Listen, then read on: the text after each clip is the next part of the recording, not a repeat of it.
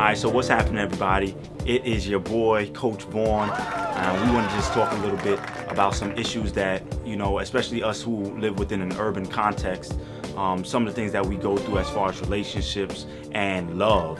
And, for me, just so that you know a little bit about my background and why I like to talk about relationships so much is that, I experienced going through, I was in a marriage, and I experienced what it feels like to go through a divorce. And, I want to do my best to help other people to be able to avoid that. And, luckily I have been able to help. There are a couple of people, a couple of marriage relationships that I know that I've been able to help them to stay married. And I've also been able to help some people one-on-one, either to go into a healthy relationship or to get out of a bad relationship, or to just stay away from certain relationships altogether, because it wouldn't have been healthy if they did enter into it. So what I want to do now is to bring some of that, and at least put it in video format for those who have not been able, or who may not have gotten to speak to me one-on-one. So this is what this is going to be about. So, the first thing I want to start with is how,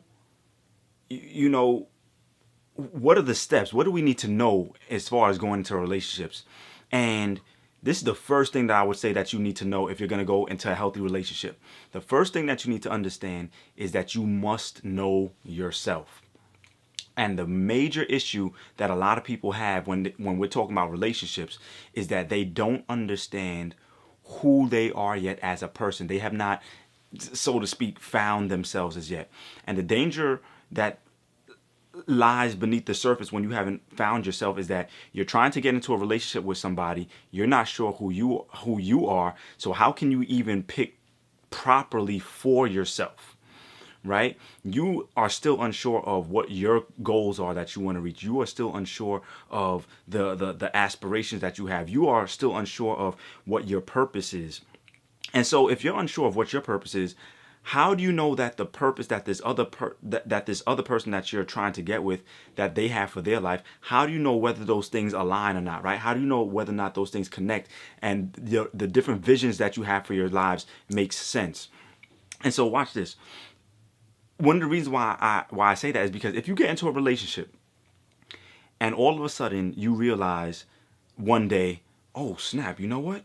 I feel like I have been created and put on this earth to accomplish such and such. Let's say become a major entrepreneur or mogul. And yet all of a sudden you look to your left or you look to your right at the person that you decide to get into this relationship with and realize, oh snap, now that I found myself, maybe I would have chosen a little bit different. It's a scary position to be in. It's a difficult position to be in, because you realize that you and this person may not click, or the vision that you have for your life may not coincide as much as you would have liked. And so one of the things that I really feel and believe that you need to do is understand who you are first. So some steps towards figuring out who you are and what you're supposed to be doing. One of the first things that I want to incorporate, and one of the first things that I want to tell you guys to do, is understand what your strengths are.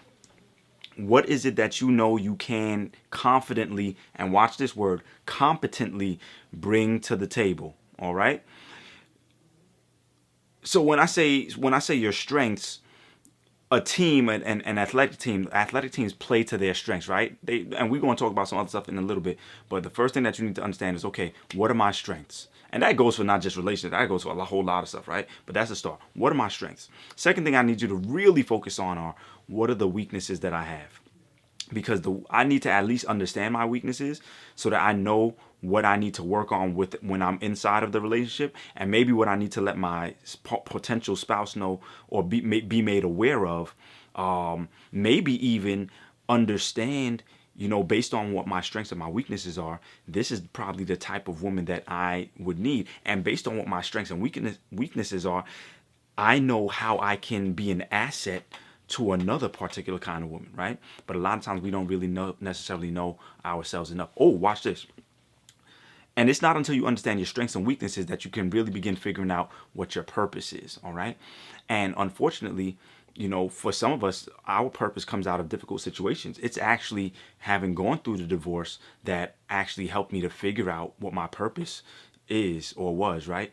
I've been able to help more people, way more people, after going through that pain and that difficult time in my life. So all I'm saying, in short, is this. First things first, figure out who you are. And then when you figure out who you are, what your needs are, what your wants are, what your shortcomings are, and where you are amazing at, then you'll be able to